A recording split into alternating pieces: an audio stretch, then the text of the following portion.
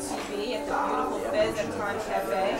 We're sitting here with the executive members from the Black Rock Coalition, an organization that was started in 1985 in New York City. There's also a chapter out in LA. I myself am a member of the Black Rock Coalition. I do the calendar, the newsletter. And I'd like to introduce the executive members. Here we have Chuck Brownlee, Director of Marketing and Promotion. Over here we have Mack, National President. And to the end we have Jimmy Sales, Director of Operations. Welcome. Thank you. Thank you. Guys, can you tell me briefly about your vision? I believe I'm the Director of Marketing and Promotions. Most of my responsibilities include selling the events that we have and the merchandise that we offer to help support the organization. It includes our record, t-shirts, hats, bumper stickers, and such. And also I help and coordinate with the other members of the organization, particularly the executive board, in marketing our events. They'll explain to you guys, they can their titles exactly how those things happen. As National President, I oversee the East and West Coast chapter. East Coast chapter is directed by Beverly Jenkins, and the West Coast Beverly Milner. And I'm also the liaison between the Black Rock Coalition and the music industry. Okay, yeah, basically as Director of Operations, I am in charge of all the bookings, all the live events that the BRC presents, as well as being in charge of heading up all the recording projects that we have. We just released our first record on Black Rock Coalition Records called Blacker Than That. As well, I'm also filling in a position that's yet to be filled, which is called Director of Communications, where we have a bi-weekly radio show on WBAI 99.5 here in the city. That's every Friday from 12 to 3 a.m., every other Friday from 12 to 3 a.m. As well as we have a monthly newsletter, which I do. I edit, as well as a quarterly arts magazine called Ravers. Yeah, a lot of things. Bruce, can you tell me why the BRC came into existence? Who was the founder? Well, there were a number of founders. The person that everybody knows is Vernon Reed. The other founders are Greg Tate, Conda Mason. There's some who are not around now that were part of that formulating the BRC, which is Craig Street, Doc Green, Michael Green, that is, and a number of other people, a lot of musicians around the city who had a complaint and had a relationship with those people. It was formed basically because a lot of the musicians in New York and around the country, as we know, but since we formed here and speak about that, didn't have a place to perform or showcase their works. And there's a lot, and there were a lot of stories and a lot of incidents where black artists couldn't get signed to record labels. And it was basically due to racism. And so the organization was formed to network a lot of the artists, musicians, engineers, and anybody else that had something to offer that could probably help the artists along with their careers. I don't know. Jimmy, can you tell me what the membership was like in the beginning, the scope of it, as compared to the scope now? Well, I joined the BRC. The BRC's been around almost 9 years, about 8.5 years. I joined the BRC after about 2 years. And the BRC membership nationwide is about 500 people. And it's a lot more active. There's a lot of things going on right now. There was, I think, during the middle years of the BRC, sort of some growing pains, some different changes. The executive board of the BRC, which is a non-profit organization, so we do have rules that govern, how we operate. We're going through some changes. Some people who were here at the beginning were moving on and doing some other things in their professional careers. But now, as we enter into 1994, there are so many different things going on. We have a variety of people that are filling those positions, such as the quarterly newspaper that we have, such as doing some of the events I think we'll speak to in a little while, a woman who's helping us do some bookings and produce a series of events here at Fez in March. And we just have a whole lot of people, such as yourself and et cetera, that are involved in the BRC. So we have a very active membership, particularly here in the East Coast, and as well, especially with Bruce as our president, coordinating more national events with our West Coast chapter. Okay. Yeah. What benefits does one get from membership? When you're a member, I mean, obviously there's the newspaper that I've mentioned, the monthly newsletter, discounts to events. We do a lot of panel discussions. We have one this month on the role of black music executives in the music industry, but we also do a lot of nuts and bolts type stuff on engineering, songwriting, music publishing, things like that. So we do a lot of free panel discussions and opportunities to network with people in the industry as well as fellow musicians and supporters of black music at our monthly meetings. There's a lot of really good benefits like that, monetarily and otherwise. You know, not just getting discounts to gigs, but also meeting a lot of great people. Definitely great networking. Yeah. What special BRC shows have you had in the past few months? Oh, we've had, back in November 27th, we did a special, as a matter of fact, right here at the Fez, tribute to Jimi Hendrix for his birthday.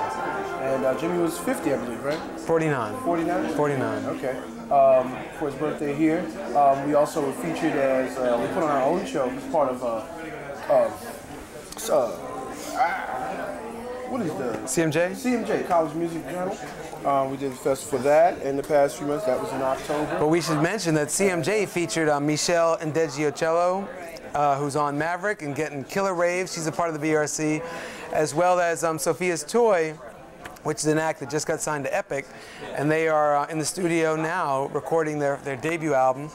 And the Jimi Hendrix show, we featured guests Nona Hendrix and Eric Gales from Epic, from Elektra Records.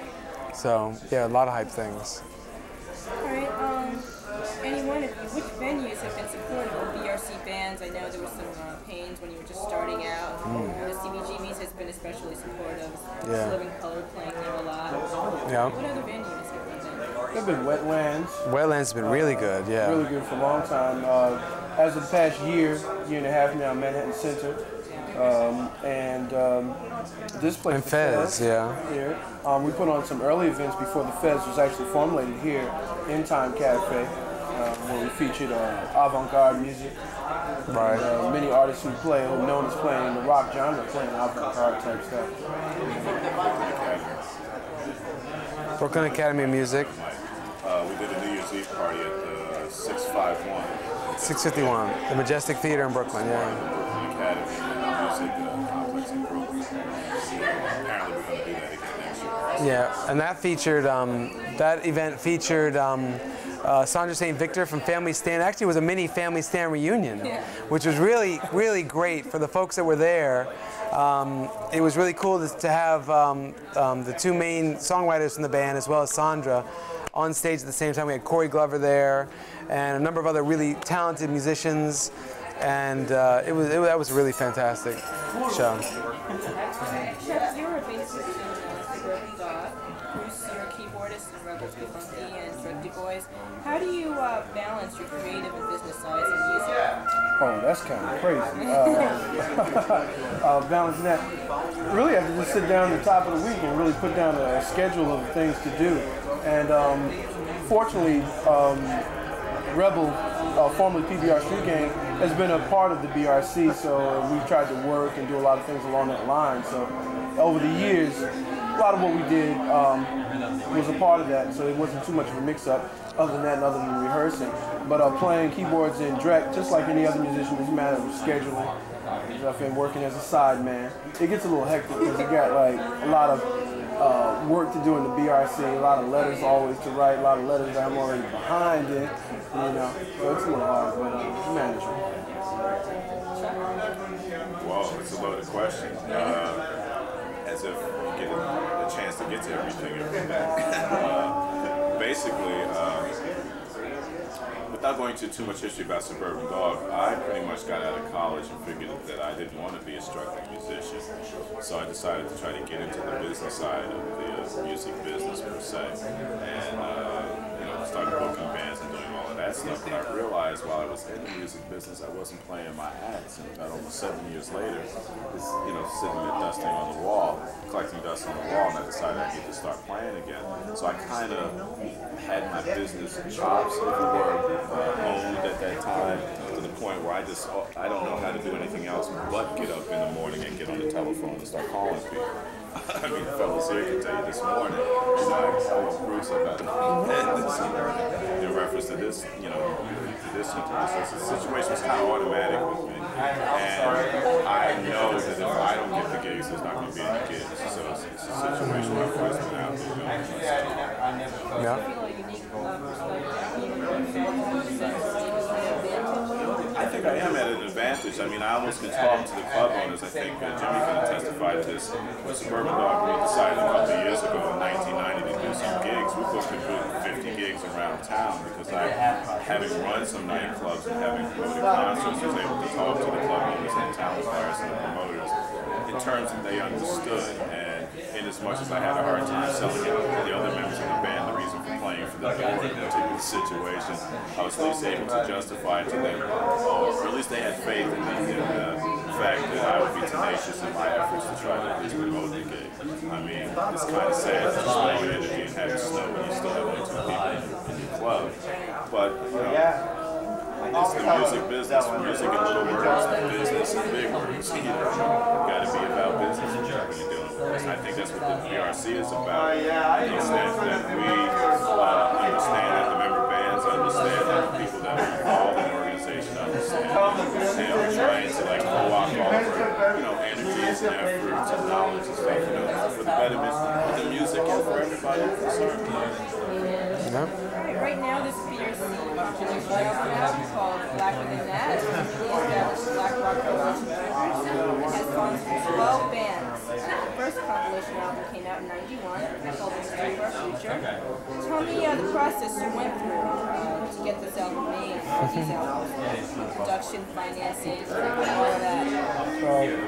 First of all, Jimmy and myself are executive producers of the record, and we just I think it was over a course of a year, about a year, discussing how it was going to happen and working out the details for it. And then a company had come through and offered us to have it pressed up for basically, a nominal fee. We selected bands. We put the information out on the East and the West Coast that we were looking for bands to participate and be on the compilation. And they had to send in tapes of their maybe 3 best songs. And we would pick one from each band. And we said this time we would put 12 bands on the artist as opposed to 10, which we did the last time.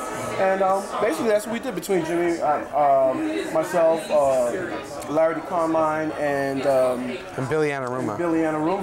We selected those bands and decided how we were going to master it, because all the recordings, the bands actually produced the recordings themselves, and they came from different sources. So we had to figure out how we were going to master that and keep there a certain level all the way through the record. And that was I think that was a great achievement which stands to be talked about. Hopefully we'll get Larry and Billy in at some time and talk about that, because the record you'll find has a lot of consistency with regard to the sonic level. But it was kind of hard, but it was simple. Yeah, I think just to add on that, the one thing about the record that's really truly amazing is the fact that we put together something that with really a lot of mirrors. I mean, it's like there's very little money involved, but a lot of people who just believed in what the BRC is about. The reason this record happened is because the BRC has been around for 8.5 years, doing everything by ourselves, not relying on other people's money, not relying on other people to do the work, but relying on ourselves to do it.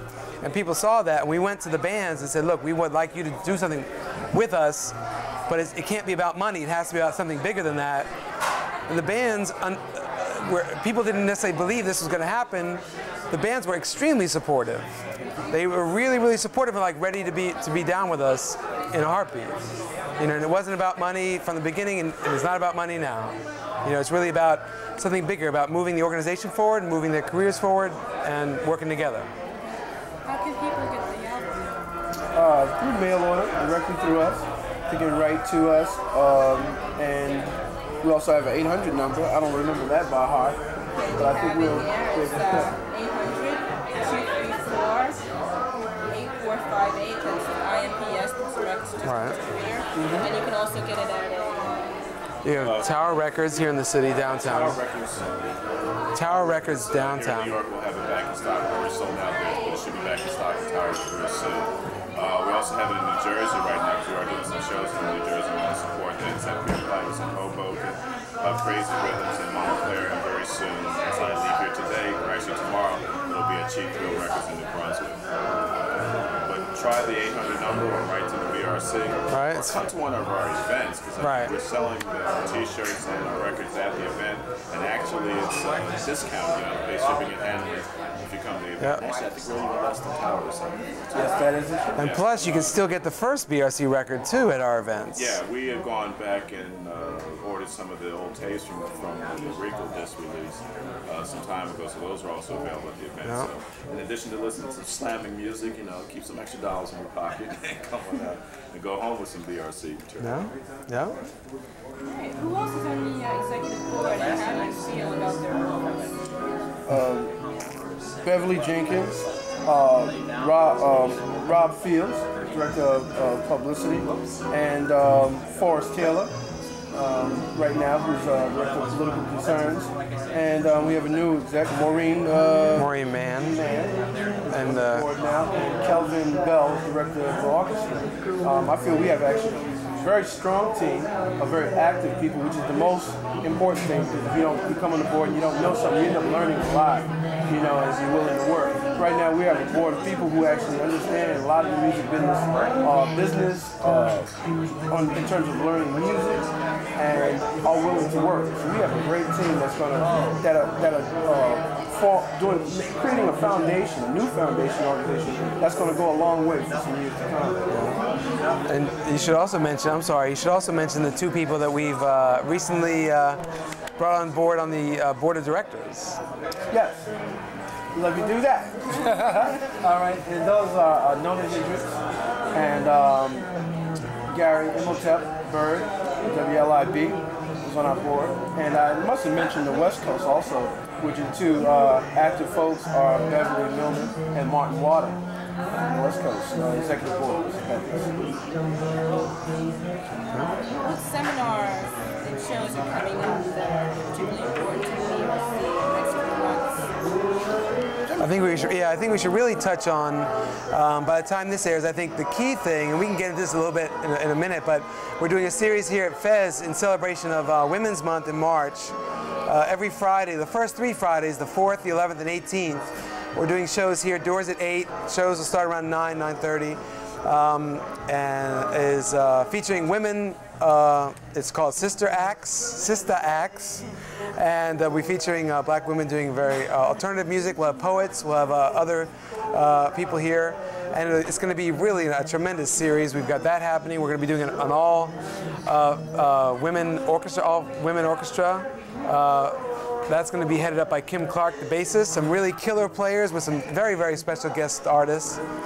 And that's tentatively set for the Manhattan Center on the 25th. But I tell you, the shows here on the 11th, 4th, 11th, and 18th are going to be slamming. They're going to be packed. This place will be packed. We sold out our last show. Call the Fez. I don't have the number on me, but call the Fez in advance and get reservations, because we sold out and had to turn a lot of people away from our Jimi Hendrix show. Including me. Well, sorry about that. Well, see, now you know to call in early. And then also, I think in February, we're going to be doing a couple of shows. Tentatively, one is going to be a celebration of a record release from Michael Hill's Blues Mob. And in May, we're working on an orchestra event for featuring the music of Stevie Wonder. I just want to state, we're going to have Charlotte Hunt on in a minute. She'll probably give some detail about Women's Month. But I want to state, Women's Month is not going to be one of the shows where the men of the BRC put together something and we presented whatever women we want to present. The women are putting the show together, and they're putting together, and they're playing the music that they want to play. And it's not going to be a thing where the men ain't going to show up, because they won't show up. We're telling all the men out there now to show up. Right. Yeah. For the show. Okay. What are some ways that promote BRC? Whoa, that's a loaded question. That's a good one to ask. Well, I mean, we're doing it in every way we know how. I mean, we're member-supported organizations, so our resources are kind of limited. We're doing it by the sweat of our effort, is basically the way that we're promoting this. I mean, as we speak, I'm putting labels on postcards that we're going to send out. A lot of the members are advancing our expenses out of their pockets in the hopes of being reimbursed through the money that we earn through our events and stuff like that at this point. We have hired a grant writer to start looking for some grant money for us, but up to now, we're promoting the stuff as from our own effort. To more specifically address what you're asking, I think we're doing it. We have a newsletter, we have a quarterly news magazine, we have a record. shows like this. We have some very talented people, very committed people that are committed to the cause, getting things happening. So that's how we're promoting the BRC. All right, what are some goals for 1994? Mainly to get some money. Yeah, one way or another. We're a not-for-profit organization, but we're looking to work with some other foundations who understand and are sympathetic to where we're coming from and what we want to do, and mainly to assist us in our efforts to educate the public, because we have a number of means of doing that. So we're looking forward to people to come forth with ideas and money to help us coordinate that, because we're going to go out into the public schools and catch a lot more young folk. Yeah. So, I just want to add one other thing. Another thing that we're doing is really going national. We're solidifying relationships with a lot of national artists. We are working more with other organizations such as the Black Filmmakers Foundation, which we just did a panel with in January. As well, the BRC is sponsoring an evening of performances at a big seminar in Texas, Austin, Texas, called South by Southwest. That'll be the middle of March. Actually, our show is on the 18th of March down there, where we're bringing 6 bands into Austin. We're also going to be working on several panels there. We also work with the with organizations such as the New Music Seminar and CMJ, and it's really to take what we're doing on a national level and not just be the organization that presents shows at CBGB's or a local club. It's really to take it onto a national level and to get national recognition for being a voice for a lot of people. I mean, there's a lot of things that we want to rectify, including getting a Black Rock award or field in the Grammys, etc. Yeah, in the Grammys, in Soul Train Awards. Soul Train Music Awards do not recognize Black rock music, which means that Family Stand don't get recognized. Living Color doesn't get recognized. A lot of bands do not get any recognition at all for what they do. And those are the sort of things, to take it to another level. Also, 94 is our year of the member. We're in the midst of a membership drive. We're looking for people who are down with the cause, people who are not just musicians, but people who are into the cause, understand where we're coming from, given the problems of racism and music and racism, are of a mind, or of our tribe, so to speak. Be they artists, be they performers, be they people who are not performers, be they artisans, musicians. What's the other word? Poet, writer. All kinds of things, okay. Yeah. We're looking for people of different disciplines to be down with us. Our membership is only $25 and is open to anyone. Not just blacks, not just rockers, but anybody who's down with the organization. There is a band screening process and a $75 membership for that. But we have big ears and we're looking for that alternative sound. Yeah. That sound that is not traditionally what's been called black music or latter years, I should say. Yeah.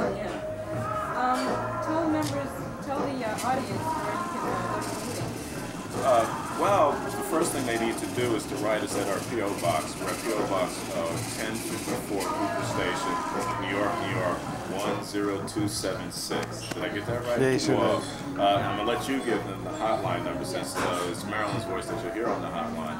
But you need to become a member, and by becoming a member, you'll receive a newsletter from us every month, and that'll tell you about everything that's going on. It'll tell you about where the meetings are, tell you about where the seminars are, it'll tell you about what the executive meetings that go on that are open up to all paid members of the organization. It'll also tell you where some of the Black Rock member bands are playing in the area, as well as any other Black Rock or similar progressive type event that's happening in town that we think that our audience is into. That's all listed in the newsletter, plus some key things. So, the best thing and the easiest way to do is become a member. I know you get $25 if you spend on stuff you shouldn't spend it on. You should be down with this. Okay. All right. Well, the new album, Blacker Than That, is out. Go and get it. And the hotline number is 212-713-5097 if you would like more information. Gentlemen, thanks for coming by. Thank you. This is Marilyn Brown from New York New Rock TV. Wow. Okay, we're here with Charlotte Hunter. She herself is in the BRC. She's going to tell us about some special shows coming up at the Fez. What it is the Black Rock Coalition is going to commemorate Women's History Month, which is March, with a series of shows here at the Fez called Sister Acts. Your acts being your gig, your instrument, and we're going to have all the female members of the BRC participating for March 4th, 11th, and 18th. And the ACE group, myself and Adrian Hines, are co-producing this with the Black Rock Coalition, and we're going to have it's going to be a tribute to Black female rockers, including bands like Faith, Slamma Jamma, Elma Fujo, and Mood Swing. We're going to have Debbie Cole. We're going to have Kim Clark putting together a special all-star edition of the Black Rock Coalition Orchestra, which is all female, on the 25th, which will take place at Manhattan Center. So it's going to be very good. It's going to be the sisters coming out and showing what they can do, strutting their stuff for the month of March. We're also going to have poets. We're going to have 99, Shaki, Sapphire down here, as well as comedians. So it's going to be a really good time. You should come down. You should call in advance, because we do expect a big crowd. I don't have the Fez number again, but you should call the BRC hotline, which Marilyn gave you earlier, and make your reservations, because it's going to be a good time every Friday here in the month of March, starting at 9:30. Okay. Number again, 212-713-5097. And here is the newsletter. By the way, the year of the member. Come out and join us. This will give you a good taste of what the BRC is about, and also will help you see what the women of the BRC are into. Thank you very much. Thanks. Is that it?